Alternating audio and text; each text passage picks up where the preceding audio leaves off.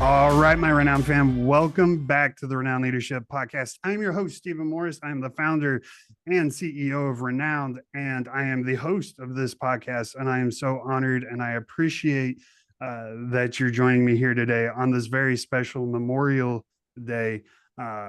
Obviously, I know as a veteran, you never say Happy Memorial Day like some people do, but I do hope you have a good day. And today, my guest, very special guest, her name is Phyllis Leavitt, and she's here to talk to us about something that you all know is a very important topic to me, which is mental health, right? And especially on this day, because a lot of veterans take their lives on Memorial Day and Veterans Day, and it's insane, and it's there are resources out there to help us. And so she's going to talk about that. She's going to talk about her book. She's got, I think it's already out. She's going to be talking about her book, and then we're just going to be talking about mental health and her expertise in that area. So, Phyllis, welcome. Thank you so much for being here with us to talk about these important topics, albeit hard topics to talk about. Go ahead and introduce yourself and give everybody your background. Yeah, thank you so much for having me here on your show today. And it's an honor and a pleasure for me to be here talking with you. And, like you, mental health is a really, really important topic for me. And just sort of as a way to introduce that, I went to therapy myself for the first time when I was in my 30s, and it was a really hard time in my life. And I had early childhood trauma that I was just starting to recall. And when I understood psychology, when I understood that our early conditioning or any kind of traumatic experience, no matter when it happens in your life, can have a profound effect on your emotional well-being, on your sense of yourself, on your beliefs, on your coping mechanisms, on the kinds of things that you're attracted to or not attracted to, the decisions and choices you make. It really, put a lot of puzzle pieces for me about myself in place that had felt, scattered and unreadable for me for a long time. And so, I'm very familiar with trauma on that level. I was not in the military, so that is not the trauma that I had, but I'm very familiar with the effects of trauma and what it takes, what it can take to really bring ourselves through that, to restore ourselves to our own well-being, to our essential wellness and goodness and wholeness. And it's a journey, and it takes courage and it takes strength, and it's a journey that I think is well worthwhile. So out of my career I became a therapist myself out of my own experience, and I've been a therapist for over 30 years, and I've worked with all kinds of pain and suffering that people have experienced. And it gave me a lens on what's going on in our country. And that's why I wrote my book. My book is called America in Therapy, A New Approach to Hope and Healing for a Nation in Crisis, and really looking at what's going on in our country through the lens of what I consider the best psychology, and looking toward our mental health and how we can bring ourselves back from the escalation of violence and divisiveness that we're experiencing, and the huge partisan divides and very slanderous and violent rhetoric that we're all exposed to, how we can pull ourselves back from that using the best principles of psychotherapy and healing ourselves as a nation as well as individuals. So that's kind of it in a nutshell. And I think we can go way, far afield with that. Yeah, no. So first of all, I want to give you kudos because I've interviewed you're my second so what's the word, psychotherapist, I don't know, Yeah. that I've interviewed, and I have a very pointed view when it comes to therapy because I've had, anytime we have any sort of loss in the military during combat type stuff, we have to go talk to the shrinks and we have to do all this stuff. And I've talked to like a 24-year-old dude fresh out of college talking about, what it's like to take someone's life or whatever. And it's like, dude, like, what do you know? Like, you've barely even lived, like, let alone been in combat. And you're sitting here giving me advice. So that's really frustrating. And then I've had, experiences with people that do know what my experiences are like. And that is so important to me from a therapist. When I'm looking at a therapist, I'm like, whether or not I want to open up to this person, their history is what makes me that determining factor for me. This is a long-winded way to compliment you and say I respect the crap out of someone that's willing to say, you know what, this was my struggle, this was my pain, I had to deal with this, and now I'm going to go help people with this thing because I know what it's like. One of Mhm. my favorite analogies is, I'm not going to go to someone that's never used heroin to try to break my heroin addiction. I'm going to find someone that's been clean for 10 years and have them help me try to work through it because they know what the struggle is. They know what the life is like. They know what I'm going to go through. So I really respect that about you. And that's ultimately one of the main reasons I decided to have you on because obviously I want to talk about the mental health piece, but I also want to talk with someone that I know I respect. And that was a big deciding factor. So I really appreciate that about you. Um, Well, I really oh, go appreciate ahead. hearing that. Oh, sorry, go ahead.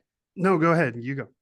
I just wanted to say really quickly that I think in our culture, it's still really hard to talk about having really deep pain and really being up against it and not necessarily knowing how to get out of it ourselves. I think we have a huge value on independence and I can do it myself. And if I'm strong and if I'm able, I should be able to like put the past behind me or whatever we tell ourselves. And having been through what I would really call a very dark night of the soul myself, I really appreciate the opportunity to say, I know that really deep pain. And I guess what I want to say is I used to feel so much shame about that. And I didn't want to talk about it. And so I really like just value the opportunity to just say it. Um, because our pain is not shameful and our sometimes our being at a loss of how to deal with the depth of trauma is normal. It's a normal human response to abnormal and very challenging and painful situations. So I just really appreciate your saying that because I don't often feel like I just have the opportunity to say, I think I get it. I wasn't in combat, so I don't share that, but um, I feel like I was fighting for my life on a different level. Right. And no, yeah, absolutely. There are many different types of struggle out there. And it's just to me that's so important that I know that the person I'm sharing my deepest, darkest with understands what the deepest, darkest realm of the soul looks like. Yeah. But I love that you bring that up. That was actually going to be my first question. And man, when in the military, and this is something the military is working avidly to get rid of. I don't think they're necessarily going about it the right way, but the stigma of mental health being a weakness. Right. And when you get locked in a room with a bunch of combat soldiers, we're alpha dudes, right? Like we're strong, we're fit, we're mentally stable, supposedly. I say that with air quotes if you're listening. But we're supposed to be all these things, and we do feel like it is a huge weakness when our minds start to unravel and break. How do how do we defeat that stigma? How do I get to a place? And I'm here now. Like I'm an open book. I will talk about my experience. I am not ashamed to cry about it. Like it is what it is. And it was painful and it was dark and it hurt. But there's so many of my brothers and sisters out there that are still trapped in this idea that if I step out of my shell, I'm showing weakness. How do we defeat this stigma? Well, I think one way is to talk about it just the way you are, to say that there's nothing shameful about it.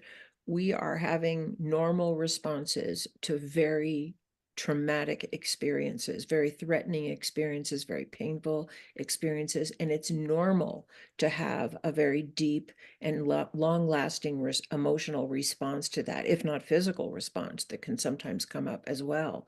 So I think the more people that normalize that, the better. So that's one thing. And then the other thing is, I think, I've had so many people come to therapy for a variety of reasons, and it's generally pain in some area of their life that brings people to therapy in the first place, whatever it is. Because we don't generally seek help unless we really are up against it, right? But I've had so many people say to me, I don't want to be dependent on therapy. I don't want really to be dependent on you.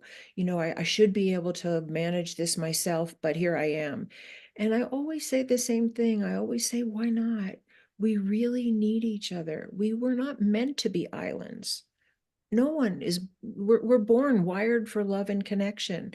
And it's our traumas that so often wall us off from even wanting to reach out for love and connection, either because we didn't have it and we're afraid we're not going to get it, or we're going to be rejected, or we don't want to appear needy, which is, such a shame, because the truth is we actually really need each other. And what heals for most of us is to find safe people to unburden ourselves with and reprocess what happened to us with. And so I just can't emphasize that enough, and what I would love to be a proponent of and see be, sort of like common knowledge in our social functioning, is that we could celebrate actually reaching out for help, that it's a sign of strength, that it takes courage to be that vulnerable, to cry your tears in front of another person, or even scream, which I've done. So I can tell you. Yeah, and I'm gonna rephrase this, for my knuckle draggers out there, because I know they don't do, the whole touchy feely talk. Basically, what Phyllis is saying is, you know, and you are your own engine, right? And if you don't change the oil in your engine, Mm. your engine's gonna blow up. You need to go to, you got to go to the mechanic, which you got to go to that therapist. You got to get your oil checked. You got to get that service done so that your engine runs efficiently. And one of my favorite analogies is, if you don't take care of yourself, you're absolutely no good to others, right? We got to take care of us first. I know it seems selfish. I know, trust me, I've been there. It feels so selfish to focus on you first, especially when everyone around you needs help. But if you just give yourself constantly focusing on the mission, constantly focusing on the next thing, and never take time for yourself to process your experiences, whether it was military combat or whether you're an entrepreneur that's your business is failing, or you just got laid off from your job, whatever the case is. If you don't take the time for yourself to process these emotions, all you're doing is damaging yourself, ultimately making yourself less valuable, less useful to those around you. And I really want to affirm that, because I think it's really true for so many people who don't feel like they can reach out or be vulnerable or talk about what's really happened that's causing them distress, that they do blow, that they blow internally, and are just super self-critical or engage in self-sabotaging and self-destructive behaviors, because they're really just trying to numb out the pain any way they can, or they blow with the people around them. And so, if we had an engine that was about to blow, we'd want to fix it. And we'd take it to a mechanic right away. And I say the same thing about our psyche. If your psyche is in danger of blowing inward or outward, there's no shame, there's no harm, there's no blame in reaching out for some kind of mechanic. I'll just say a mechanic of the psyche. No, yeah, that's such a good point. And I think ultimately, we just have to get to a place, and I agree with the first thing you said. We just have to keep talking about it. People like you and I, we from all different walks of life, from all different backgrounds. I had a guest on a couple of weeks ago who was literally about to kill himself because he was left with this just horrible place of business. And his dad left the business to him, and it was bankrupt, and all these things. It was horrible, and he didn't see a way out, and he was literally about to kill himself. And just someone recognized that he was in trouble, maybe possibly because that person had gone through something similar, and so they started making phone calls. Mm. And this guy got in front. His name is Matt. Matt got in front of the people that could help him. And it's like, man, he's like, dude, like, I never would have imagined in that moment that there was a way out. And that's the problem, is we get so trapped, Phyllis, in our own minds. Right. I remember somebody saying a long time ago, and I never forgot this expression, um, don't go into your mind. Actually, I can't remember what it was, but it was something like, don't go alone into your own mind. It's dangerous, to just go Right. alone into your own mind. I didn't say it well, but it really is that, because we only have a certain set of experiences and beliefs and understandings to call on. And so we tend to repeat what we know. And if what we know didn't work the first time, it's not going to work now. And we need new input from somebody who has a different lens on what's happening.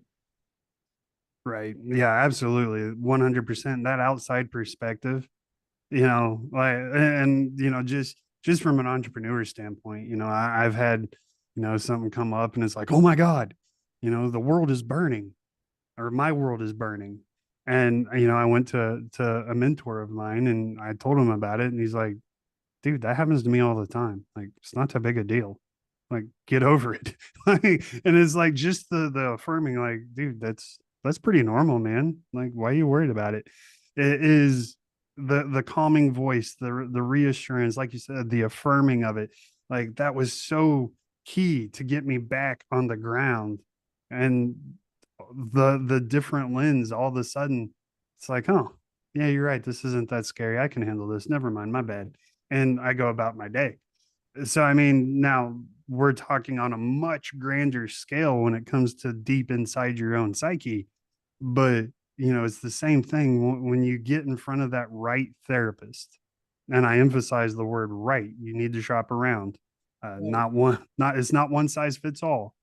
You got to shop around and find that perfect one for you. But when you get in front of that right therapist and they shine the light where you can't see, all of a sudden, it's like that lighthouse guiding the ship home. It's like, oh, wow. Okay, maybe I was focused on this dark place, but this dark place isn't actually scary. What's scary is this over here. I need to focus on this and we need to work on this. And I've had that happen so many times in therapy sessions where my therapist is like, Steven, like, you're focusing on the wrong thing, bruh. And it's like, am I? So, I mean, I love that you bring that up. Now, I want to dive into your book a little bit. Talk to us about the inspiration, first of all, that went behind why you wrote the book. Yeah, I mean, the inspiration came out of my personal experience and out of years of working with, hundreds of people as a therapist.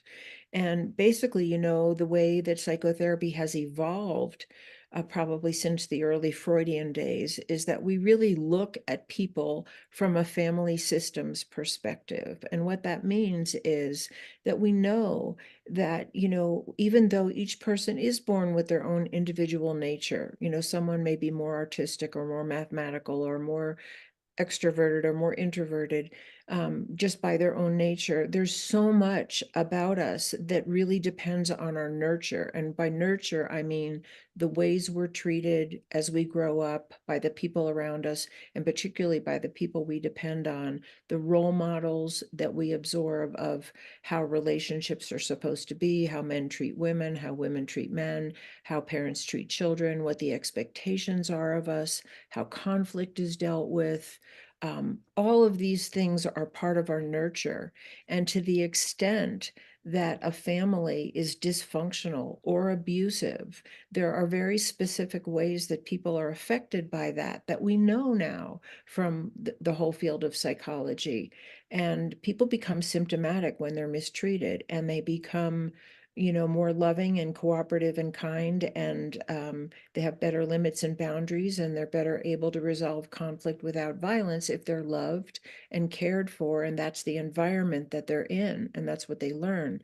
But people don't come to therapy for the good things that they learn, and there are many people who have learned wonderful things, and they're very contributing members of our society, and they make good partners and parents.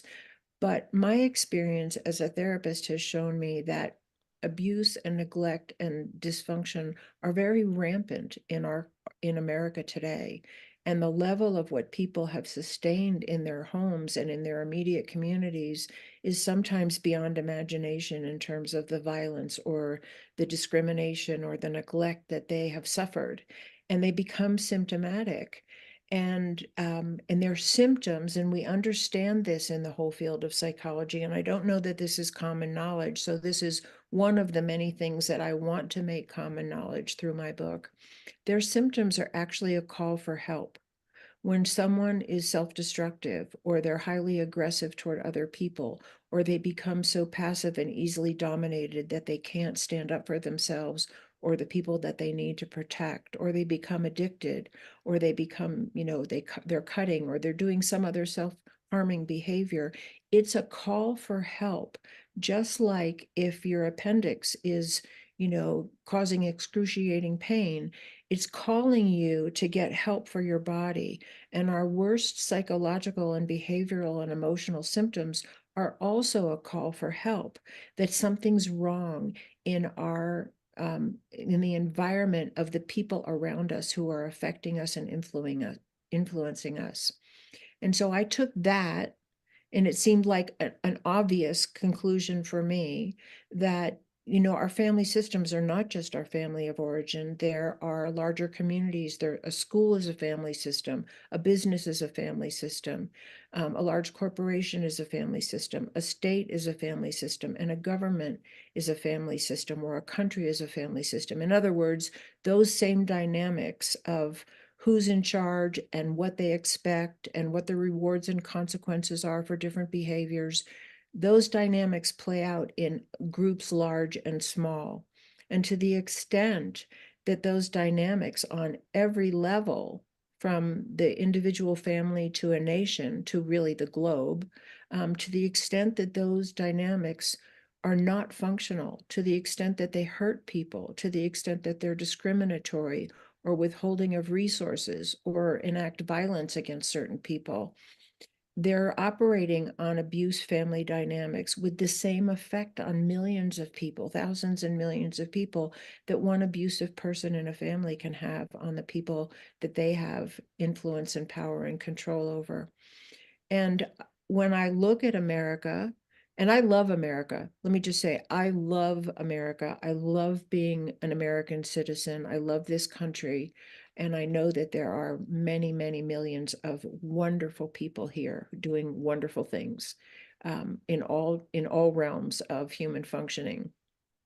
And we have some very big dysfunction going on in our country that is also hurting so many people. There are whole segments of our population that are being looked at as inferior or takers or entitled.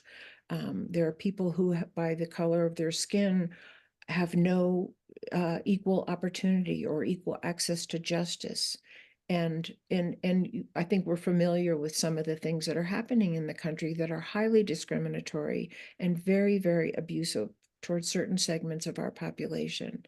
And it seemed to me that it was important to look through the lens of psychology of what's going on, because these issues are posed to us as partisan issues. One party believes this about immigration or about women or about whatever, and the other party believes that. But for me, that is actually not the essence of what's going on. And I think we're caught in a web of partisan politics that just further divides us and is inciting many people today to violence, because part of that dynamic is inciting violence. And what I say is that these are not partisan issues, these are psychological issues. And the reason why I say that goes back to what I said in the very beginning, is that people who are treated well, who have a sense of belonging, who are treated fairly, who who learn tolerance and good boundaries, where do I end and you begin, who learn peaceful conflict resolution skills and are not treated violently, even if they have an opposing opinion, those people do not harm other people. They do not go out and commit murder. They do not discriminate. They do not hate people because of some way that they look or something that they've been told about them without even knowing them. And so, to me, what we're seeing in our country today is an escalation in mental, I call it mental unwellness, that we have so many people who are being enrolled in hating other people and feeling justified to act out on them. And we have so many people now in positions of power who advocate these things. And to me, this is a very, very serious mental health issue going on in our country that we could address if we understood our psychology and we understood some of the tools of psychology that help bring us back from this, what I call the ledge of our own extinction, because I think it possibly could be. Um, because we know how to help break the cycle of abuse and neglect in families, and those same principles can be applied to any group, large or small. So, first of all, I want to say that, one of the most frustrating things in the world to me is that, I'll talk about anything. Like I said, I'm an open book. Like you want to know my political beliefs? We'll talk about it. I don't care. We all have our own beliefs. We all have our own opinions, and we're all entitled to do so. That's part of, living in this country, this great country, is that we can think and believe whatever we want. I think the problem, or not the problem, but what frustrates me is that I I don't do it anymore because I'm so worried that I'm going to trigger everyone around me. So my question to you, Phyllis, is, you know, and I'm not trying to be argumentative here. I'm just there's a segment of the population that will say, well, people have become too soft because they take everything with massive offense. So is that has our culture changed from, the 80s when we could have difficult conversations and people wouldn't get offended? Or has our psychology changed to where all of a sudden everything is blown out of proportion? Or is it a catalyst, or is, the political media divide that obviously is happening in our country? I won't even try to address that because Mm. it's so freaking huge. Like, is that the catalyst causing everyone to be hypersensitive to take a stand, whether it's left or right? Does that make sense? I'm not quite sure what your question is. I think I hear you. Can you So summarize the yeah, question? what is what's been the cause? Like, what is the root of why? And I know you know what I'm talking about when it's like, I have to, you can't just go talk about these certain political issues in certain groups because, or if they have an opposing view, it's going to become hostile. No one's going to listen to each other. It's going to become a screaming match. We can't have an intellectual, common sense debate and try to hear each other's side. Right. Instead, we're going to take offense. Like you said, we're going to get hostile, whether it's physical violence, verbal aggressiveness. I don't approve of the word verbal violence, but verbal can be aggressive. I will use that. It could be one of those avenues, or it's just, people just try to shut you down. I'm a Christian, I'm an atheist, blah, I'm stupid, you're stupid, whatever. It's insanity to try to even have an intellectual debate with some people nowadays. And I'm not trying to say everyone. So my question is, what is the root? Where did this stem from? When did it start? What is causing it? And how in the world can we get past it? Well, it's funny. I've been on so many different shows, and that's very often one of the questions. And I don't have an answer because I don't think there is one answer. I think there's so many contributing factors to where we've gotten. One of them being really skewed economics that have people feeling really unequal and at a loss and helpless and sometimes enraged. Um, but really, so that's just one piece, and we could probably add 10 or 20 or 100 pieces to that picture that are all contributing factors. But what I would say is, from the emotional lens, is that we are operating on a paradigm that no longer works. And it's escalated like so many things that we do. You get a little bit, you want more. You get a little bit more, you want more. And it's kind of human nature for whatever we think is, desirable, to want more of it. And the old paradigm that no longer works is the paradigm of I'm right and you're wrong. And it because it leads to the whole cycle of I'm going to dominate you with what I believe is right, and you're going to submit, and I'm not going to stop until you either agree with me, or you just submit to my will, or you do what I say, or you shut up, or I kill you, or whatever it is that I do.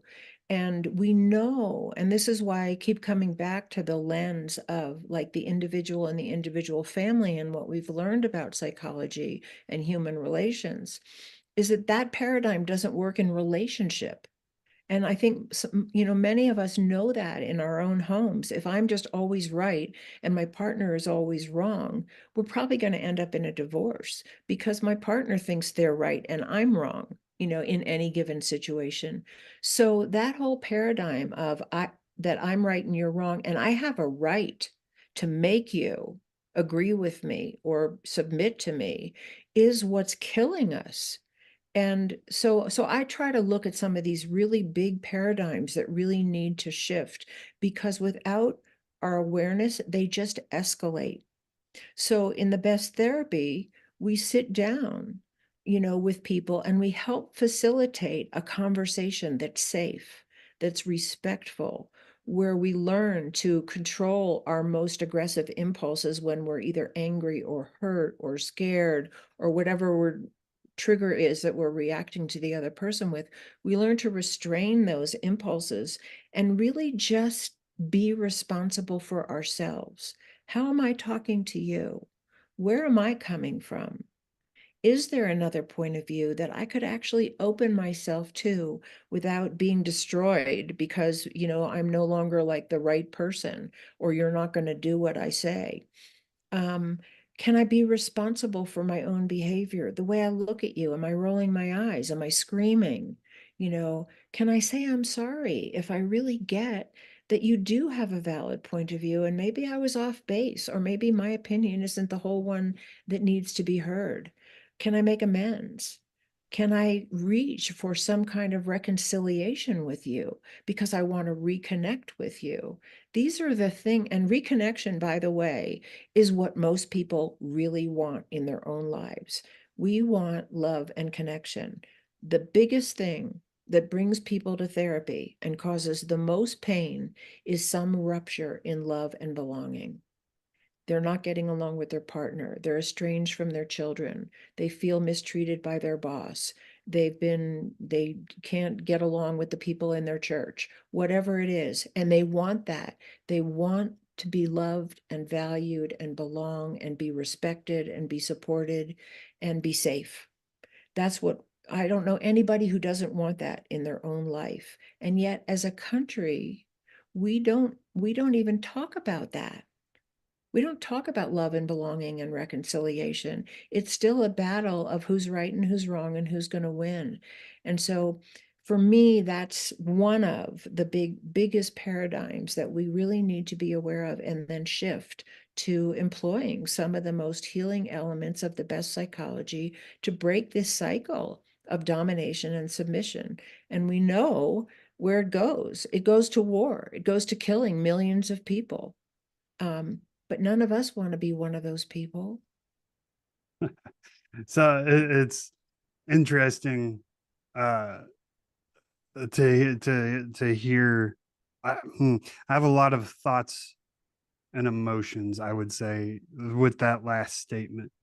Um, but well, I digress. So when you talk about the paradigm, you know, I think that that's a very valid point, and I think some of the best advice I was ever given is never argue with anyone, because when you get into an argument, it becomes about winning. Right. And you know, when both parties are arguing to win, no one will win. Exactly. You both will lose.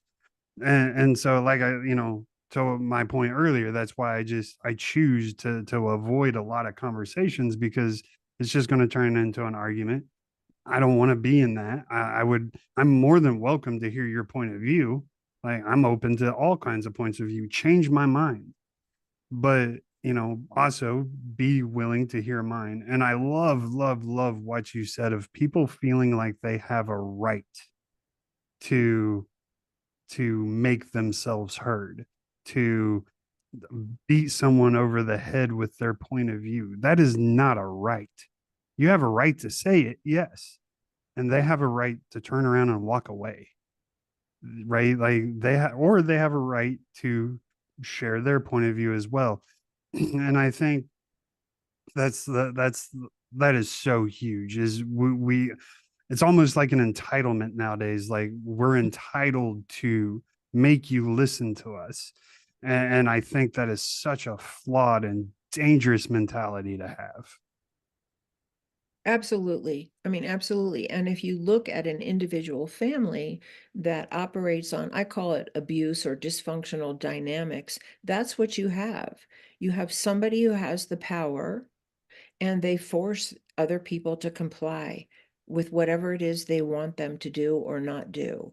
And it harms people. And they're either going to become very passive because they really can't fight back, or they're going to rebel. And often the people who rebel, and this is human nature, this is not flaws in our character. Often the people who rebel are people who then identify with the aggressor and become like the aggressor. And then when those people get in other positions of power when they grow up, those are the dynamics that they're operating on. And that's why I call this a mental health issue, because inside the perpetrator is a victim. And most people don't know that. Hmm. I have thoughts and emotions about that one too. Well, So, well, hear them. I mean, that would be great. uh, um, I don't know. I have to process. It's interesting because it's very important to me that I never identify as a victim. Um, I accept personal accountability for everything that's gone on in my life. Even if someone does do something wrong to me, there is something in that that I can hold myself personally accountable to. What Even if it's something as simple as how I emotionally react. I Mhm. have, you know, if someone tells me, you know, says something to me or leaves a negative comment, for example, if I react in a negative emotional way, then I have allowed myself to become a victim in my point of view. And I do not want that. I have control over that. And as long as I maintain that control, I do not become a victim. I feel like a big problem in society, and I would love to hear your thoughts on this. Is I've my personal belief is a big problem in the society is we've created a victimhood mentality where it's almost the cool thing to be the oppressed, where it's almost the cool thing to be the victim. And I'm not saying that there aren't victims. That's not what I'm saying at all. I'm saying that it's gone too far. Um, you know, some guy driving on the interstate flipped me off. Oh no, you know, it's ruined my day. I don't care. Like, ask me how many times a day I think about that. Zero. In the moment, it might tick me off, but I'm over it before I hit the next mile marker. You know, it's it's those little things that trigger us to go to social media, to start these wars, to do all these things. And I feel like the victimhood mentality has gone way too far and is running way too rampant. I would love to hear your thoughts on that. Well, I think it's a great topic, um, because I think what you're talking about for yourself is really, I would just use other words, but I totally respect and agree with what you're saying in the sense that you've done a lot of work and you have a choice inside of you now because of the work that you've done. This, and you forgive me if what I'm saying is incorrect, but this is what it No, sounds like. You've done a I lot of. was just going to ask what other word would you, instead of using the word victim? So you said you don't agree with that. What word should I use? Well, no, let me just say it this way. Okay. Um, you've done a lot of work, and so you now experience choice in how to be a responsible person for yourself, how to live in your integrity. You know you don't want to engage with the person who flipped you off, and you're not allowing yourself to be victimized by them because you have accessed your core inner, and I say it's called ego strength in psychological language, but it's not ego like conceit. It's your core strength, and you have access to that, and you want to be the kind of person who's responsible to manifest through that part of yourself in the world as much as possible. And that is one of the goals of the best psychotherapy, is to heal ourselves to the place where we do have access to that level of choice and personal responsibility. Personal responsibility is where it's at in the big picture. However, if a child is molested when they're 2, they're a victim of sexual abuse. 100%. Right.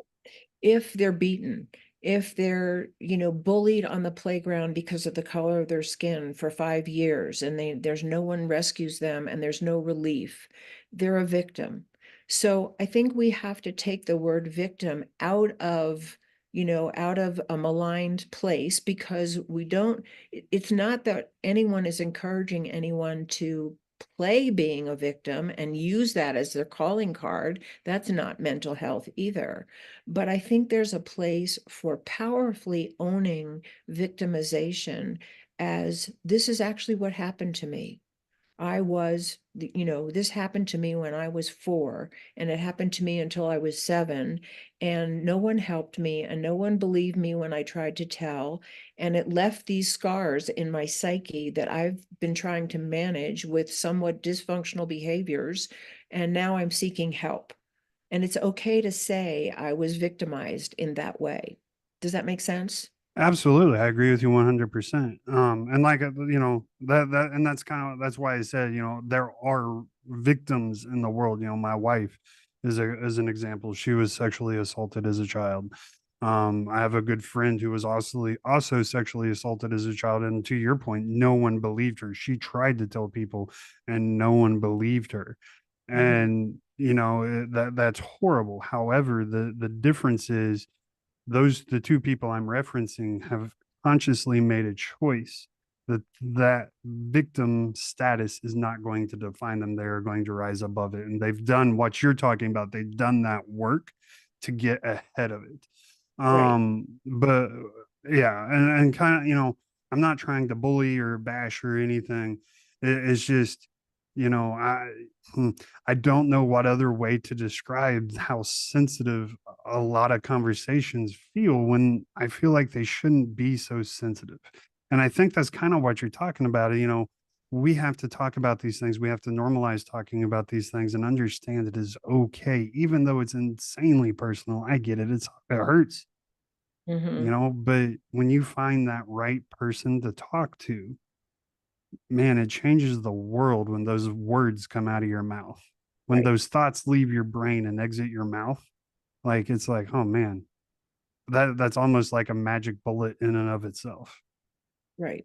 And what I would say, I mean, I think there's a lot to say about this whole subject of victim, um, because I think a lot of people feel shame about having been victimized, and so they don't want to admit it. And we have kind of a culture, this is my experience, sort of being a little bit older than you, is that, in the 80s, it appeared to me that sexual abuse, for instance, if we're talking about sexual abuse, really started to come into public awareness in a way that it had been sort of under covers before that and under wraps, and people didn't talk about it and didn't want to acknowledge it and didn't believe it and all of that. And then a lot of people really started to come forward and say they had been sexually abused. And um, and so they were kind of claiming their victimhood, if we can use that word, as, this actually happened, this is my truth, and I'm standing on it, and I'm going to say this person in my family, or this person, this teacher, or this priest, or whoever it was, molested me, and I'm declaring my truth. And that was a huge thing, because I noticed it in my practice that it really was coming to light and people were talking about it.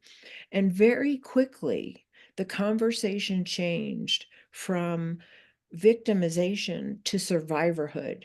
And you really just had to say you were a survivor. And of course, we want to be survivors of anything bad that happens to us, whether it's a physical disease or emotional assault or some kind of abuse or neglect. Of course, we want to survive that. We want to thrive in the wake of it. But there's a place to be able to say, this happened to me, and feel the pain of it and express the pain of it and own it to our culture, because it's real and it's happening to so many people. Because I think that's part of becoming a survivor. And I don't think the bypass to just going from, something happened to me to I'm a survivor and I'm claiming that, um, is actually healthy or works. So there's just a place for the word victim, and it's a hard word, because a lot of people associate the word victim with, you're playing the sympathy card, Mhm. get up and get moving and get on, it's the past, get over it. um that kind of thing. You should, somehow there's shame attached to it, and I think it's okay to say, this happened to me and now I want to heal. I agree 100%. And it's like the word hero to me. I hate the way we use the word hero. People hear my story and they're like, "Yeah, Steven, you're a hero." I'm like, no, I'm not. I survived. Um, to me, a hero is someone that pays a price beyond tolling. That's the hero. Um, just because I was doing my job, that does not make me a hero. And I think that goes hand in hand with what you're saying about the word victim. Like the way we're using it is false, and I agree 100%. We attribute it too much to the wrong sorts of things. So I mean, I thank you for that point of view. The we're running out of time really quick. Actually, I can't believe it. Man, it's 47 minutes. I can't believe it. Before, the last thing I want to leave with, and this is a little bit controversial, I think. So if you don't want to answer it, that's perfectly fine. But generational trauma is starting to become a big thing, and I believe in generational trauma. Good grief, that's hard to say. I'm a Christian. Everyone, all my listeners know that. And the Bible talks about generational trauma. Um, the Quran talks about generational trauma.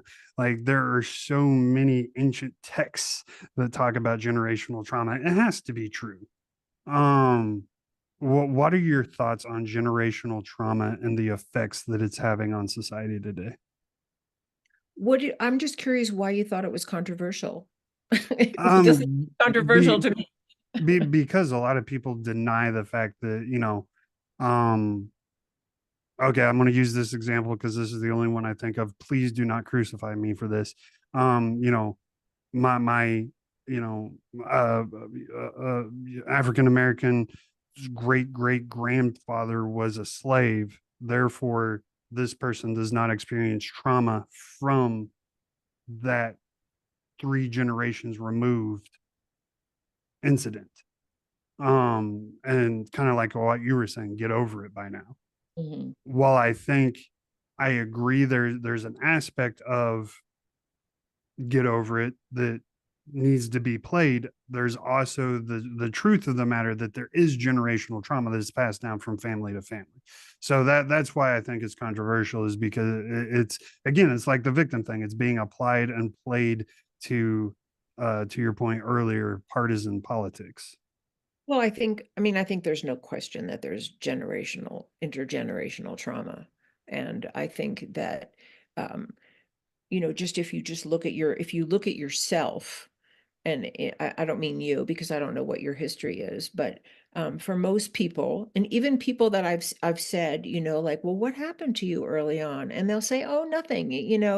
This what I'm experiencing now has nothing to do with what I experienced as a child. And then they go on to tell me about their childhood, and it's an exact replica of what they experienced, and they didn't even know it.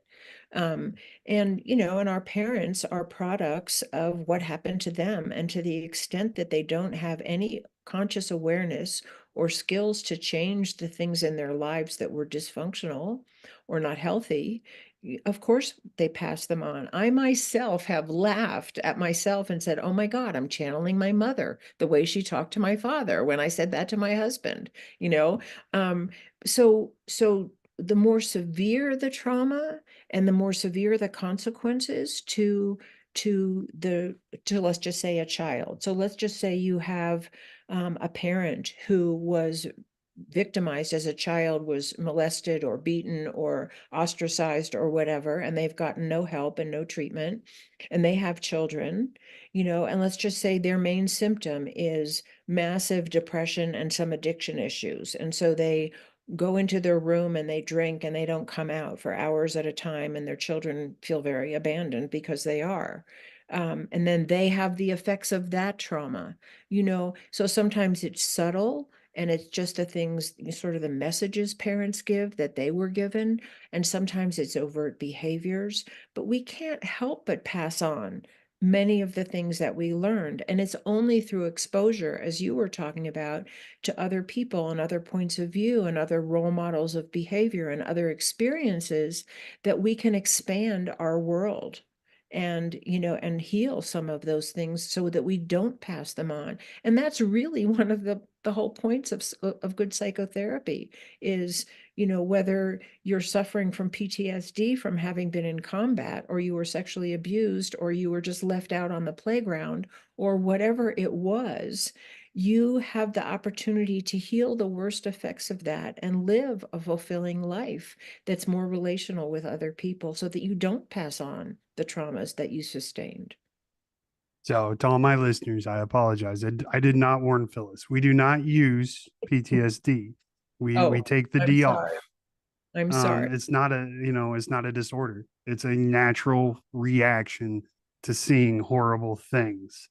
A hundred, Um, a hundred. I hate the disorder at the end of it. It's nothing wrong with you because you have post-traumatic stress. That is perfectly freaking normal. So I didn't think to tell you that. Um, But I'm in a but 100% agreement with you. A lot of things that we call disorders are not disorders. mhm. They're natural, normal responses to abnormal situations or stressful, traumatic situations. 100%. I appreciate your validation on that. You heard it from her, and she is a trained therapist, so it has to be true. Thank you. Take the D off. But no, I agree with you 100%, and I think I think the solution is to get well-trained therapists out into the world like yourself that can operate from a position of transparency and vulnerability like you do, to really help people. And I think that that's the key that helps so many people, is that you genuinely get them. It's not just stuff you read in a book. I love that. I go back to it. But anyway, so we're running out of time, Phyllis. Real quick, tell people how they can find you, how they can get a hold of you, maybe if they need some help or they need some recommendations for what to look for when looking for a good therapist or anything like that, and how they can get in touch with you and maybe even hire your services. Yeah, I mean, I would be happy for anybody to get in touch with me. My website is www.phyllisleavitt.com. I'm on LinkedIn and Instagram and Facebook, and I have articles on Substack, and I have lots of different talks on YouTube. And and I'll give you my business email. It's phyllis@phyllisleavitt.com, and you're welcome to email me directly. There's also a place on my website that's, says contact me. You just put in your email and I will contact you back. And I'm really happy to talk to anyone and make referrals or make suggestions or just hear your story, because I know I put out a lot in the world and sometimes I don't know what the feedback is. So I'm happy to hear from anyone. And Absolutely. Oh, go ahead. I just going to say, please check out my book, America in Therapy, A New Approach to Hope and Healing for a Nation in Crisis. And it's available from all the major booksellers. Yeah, absolutely. And of course, you guys know the deal. I'm going to have all her links in the show notes and in the description below. So make sure you scroll down, go pick up her book. It's rock solid. I only bring on guests that I truly am willing to put my name behind. And Phyllis is one of those people. She has Steven's stamp of approval. So again, Phyllis, thank you so much. Now, before we go, my guests always get the same question. I'm sorry, what does leading like a champion mean to you? Leading like a champion. That's a good question. Give me a second. I guess it would just be a reiteration of what we talked about, which is being yourself, being your honest, full, authentic self. Um, we don't need somebody to try to be a role model. Who you are is what we need. I believe every person has an essential good, essential self that has a contribution to make. And the more we feel permission and accepted to be who we are, the more we can shine our greatest light in the world. Absolutely, be yourself. That's all you got to be. You are enough. So I love it, Phyllis. Again, thank you so much for doing this for me. I genuinely appreciate it. For the rest of you, remember there is help out there. Do not become one of the 22 today, please. My email, you can find it. It's in the show notes. Email me. I will get on the phone with you day or night. I do not care. Do not become one of those 22. Phyllis, I know will welcome you with open arms. I'm not going to promise day or night for her. I won't speak for her on that. But if you email her and say, I need help, she will help you. And if she can't, she will help you get the person that you need. Right. I know she will because she's a good person and she has a good heart. Do not become one of the 22, my friends. It is not worth it. You are needed in this world. You are loved in this world. If no one else in this world loves you, I promise you I do. So, my brothers and sisters, do not, again, become one of the 22. That's going to wrap it up for this special episode on Memorial Day. To all my brothers and sisters that didn't make it home, you are not forgotten. To the family members, the Gold Star families left behind, we love you and we appreciate your sacrifice that we will never, ever be able to repay. From the bottom of my heart, thank you so much for the sacrifice you unwillingly made. So, I will see you all next week, or actually Wednesday, same bad time, same bad channel. Y'all know the deal. In the meantime, never forget, lead like a champion. Goodbye, guys.